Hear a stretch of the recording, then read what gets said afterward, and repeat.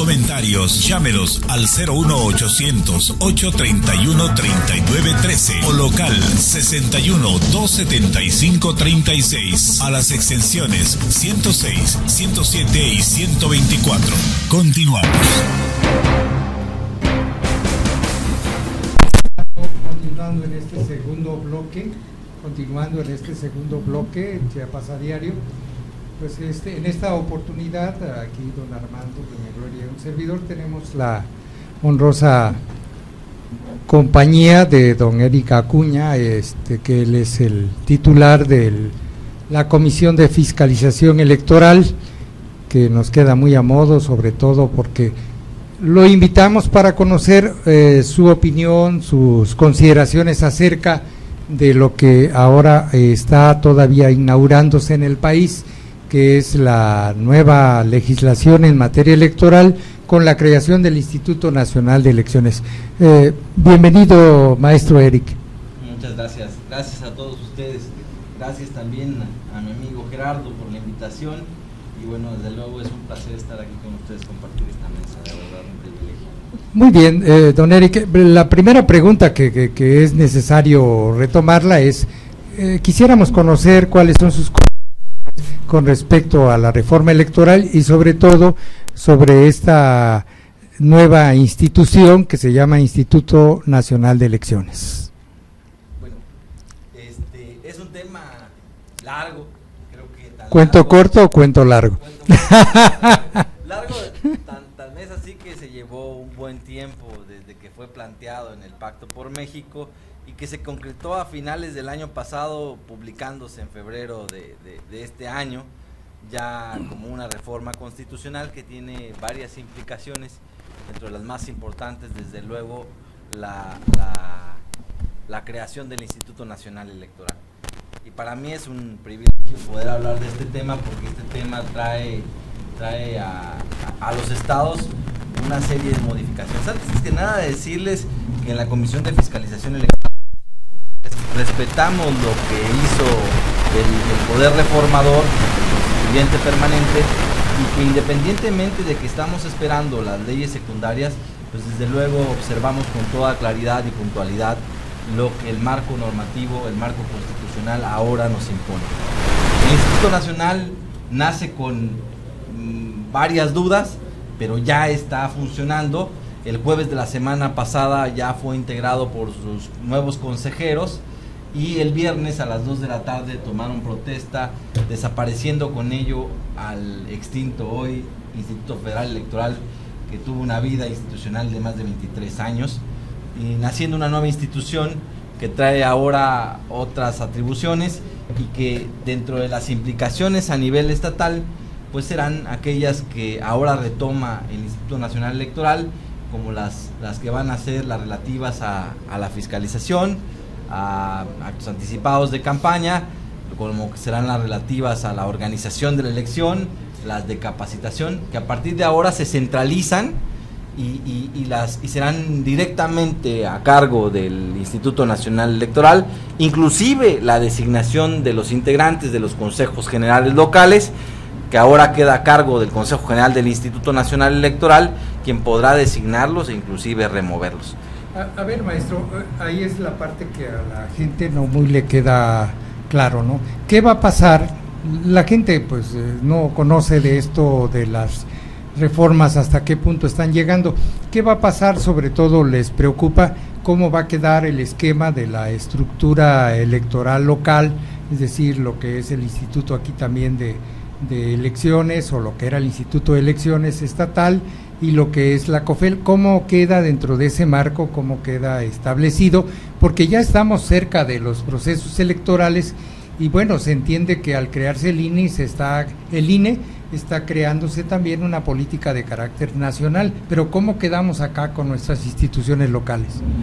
La reforma constitucional es muy clara y se ha venido cumpliendo puntualmente, es decir, puntualmente se establecieron los plazos para la designación de los integrantes del Consejo General del INE, puntualmente se creó el comité, que fue el que hizo la evaluación, se hizo la designación, se aprobaron las designaciones y en su caso se instaló.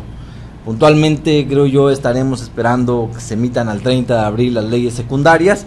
Y bueno, en el caso de los estados, cabe decir que parte de la exposición de motivos de la reforma constitucional establece que ahora los órganos electorales administrativos de las entidades federativas pasarán a ser órganos auxiliares del Instituto Nacional Electoral, de las funciones del Instituto Nacional Electoral.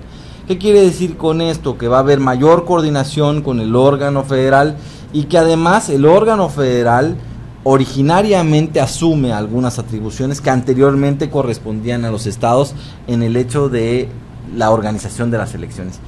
Dos de ellas, las más importantes, más relevantes que yo puedo considerar en el caso del Instituto de Elecciones y Participación Ciudadana, la capacitación y la organización, que ahora están consideradas como atribuciones del Instituto Nacional Electoral, y bueno, también la fiscalización, que ahora también originalmente corresponderá al Instituto Nacional Electoral, con la salvedad de que pueden delegarse esas atribuciones en los órganos administrativos electorales para que estos las lleven a cabo, independientemente de que también el constituyente permanente deja previsto la facultad de atracción del Consejo General del Instituto Nacional Electoral para poder llevar a cabo directamente una elección de carácter local. Señor presidente, ya sabemos que la Comisión de Fiscalización Electoral tiene muchísimas actividades, desarrolla muchísimas actividades. Hace poco trajo usted un curso con una personalidad aquí. ¿Qué resultados hay sobre los cursos que usted está impartiendo ahí en la COFED? Yo te agradezco muchísimo esa pregunta, estimado Armando, y te pido, como siempre nos tratamos de tú, soy tu amigo, antes que nada, soy amigo de los que están aquí en la mesa y para mí es un honor y un privilegio. Esta pregunta para mí es muy importante porque a veces la gente piensa que en la Comisión de Fiscalización Electoral no se está haciendo nada. Y bueno, y piensan que los organismos electorales no hacen nada en época no electoral, pero no es así. La Comisión de Fiscalización Electoral tiene actividades todos los días del año, aun y cuando esté fuera de elección. Nosotros fiscalizamos los recursos que reciben los partidos políticos, los fiscalizamos, los evaluamos y los sancionamos de manera trimestral y de manera anual, año con año, inclusive cuando no hay elección. Y cuando hay elección no dejamos de llevar a cabo esta fiscalización ordinaria, pero también fiscalizamos lo que reciben de recursos para campañas y precampañas.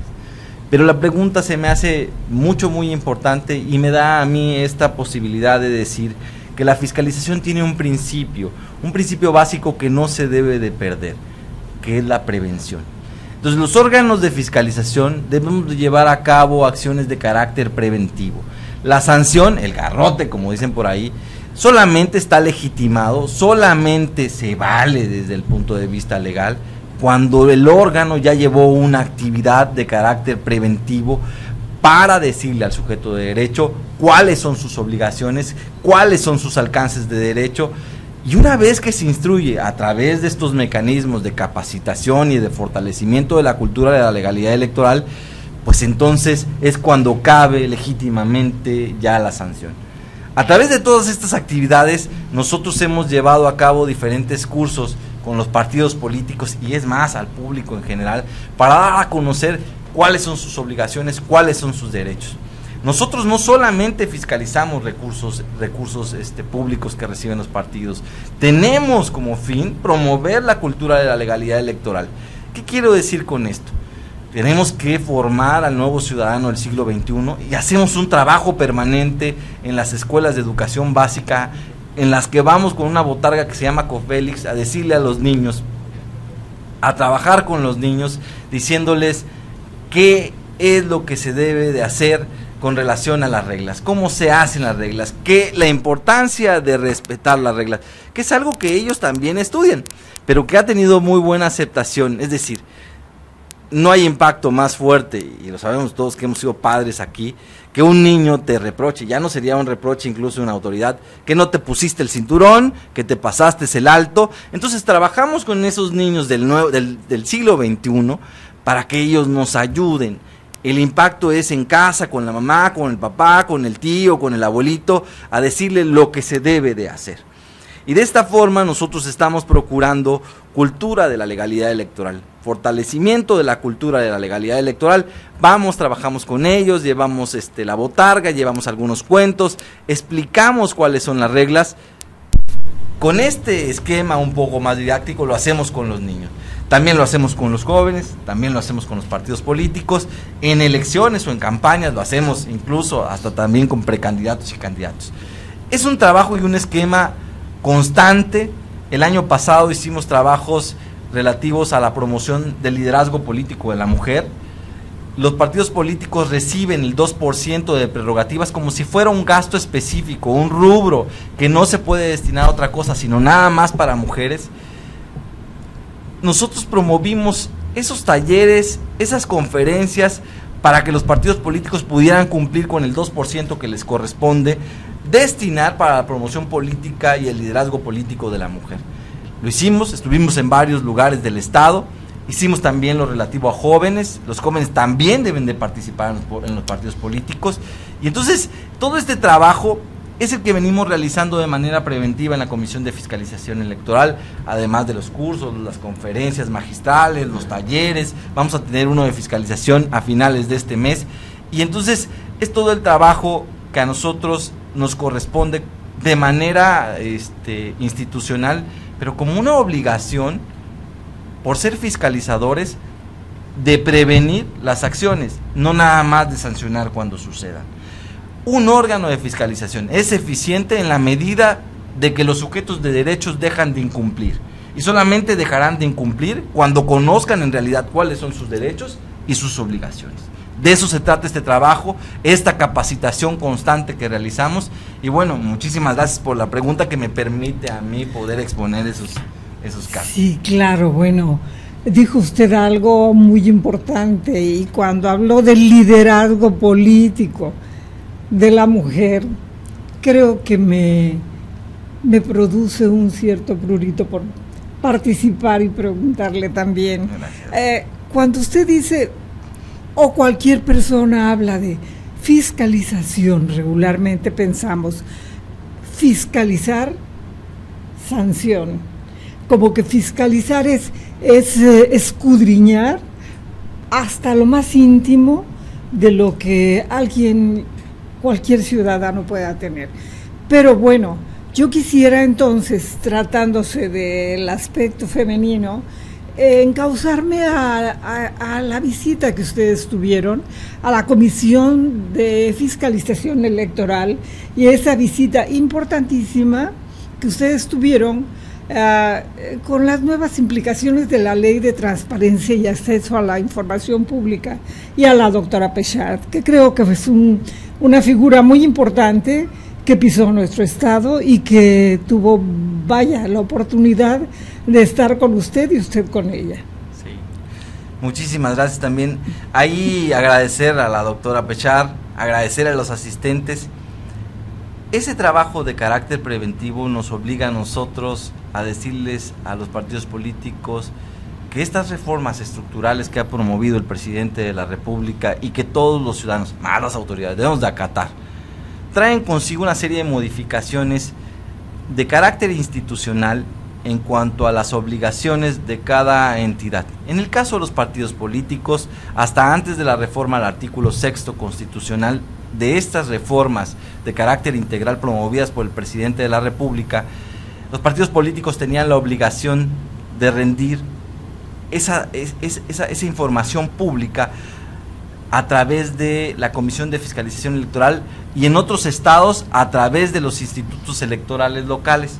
Con esta reforma, los partidos políticos se vuelven sujetos obligados directos y pueden, o deben más bien, rendir información, bien sea al instituto encargado del acceso a la información pública en el estado de Chiapas o directamente ante el IFAI.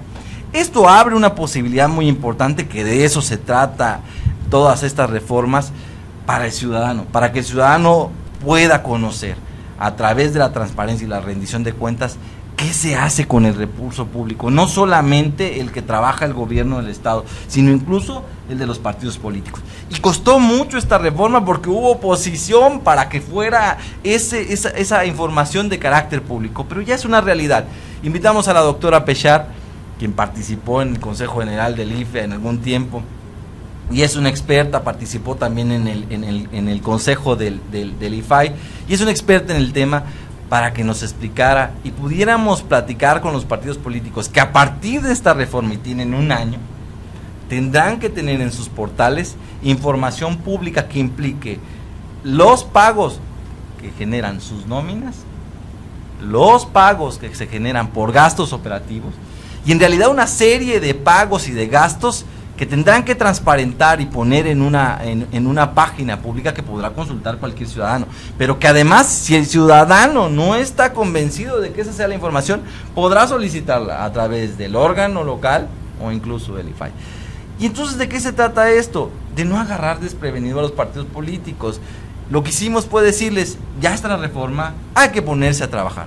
Necesitamos una plataforma que los partidos políticos puedan homogenizar y tenerla para ofrecerla a los ciudadanos y cumplir con esta obligación que ahora prevé el artículo 6º de la Constitución Política de los Estados Unidos Mexicanos, y que a partir de ello tendrán la obligación de rendir cuentas. Maestro Eric, perdón, doña Gloria, perdón, don Armando, el tiempo ya nos consumió. ¿Algún mensaje final, maestro Eric, para los ciudadanos de parte del titular de la COFER? Pues que estén seguros de que nosotros estamos preparándonos para la elección. Tenemos un trabajo importante desarrollado. Las instituciones electorales trabajan siempre en beneficio de la democracia. Estamos esperando las adecuaciones a la ley secundaria con motivo de la reforma electoral, pero estamos trabajando y no nos deja pasivos, seguimos trabajando de manera importante. Y bueno, decirles que tenemos también por ahí el Instituto de Investigaciones y Posgrados Electorales, un espacio muy importante de debate y análisis donde se están preparando ya en Chiapas académicos especializados en materia electoral, y que tiene un claustro de maestros impresionante, porque vienen magistrados de la Sala Superior, magistrados de las salas regionales, del Tribunal Electoral del Poder Judicial de la Federación, del extinto IFE, del UNAM. Es decir, estamos trabajando. Debe haber confianza, y esta es la parte que nosotros pedimos y los espacios que ustedes nos dan para poder decir lo que estamos haciendo. Muchas gracias, maestro Eric. Yo creo que lo vamos a dejar comprometido para una segunda conversación a través de Chiapas a Diario, y ahora nos vamos a una pausa, si son tan amables. Usted escucha Chiapas a Diario, la escena global de la información.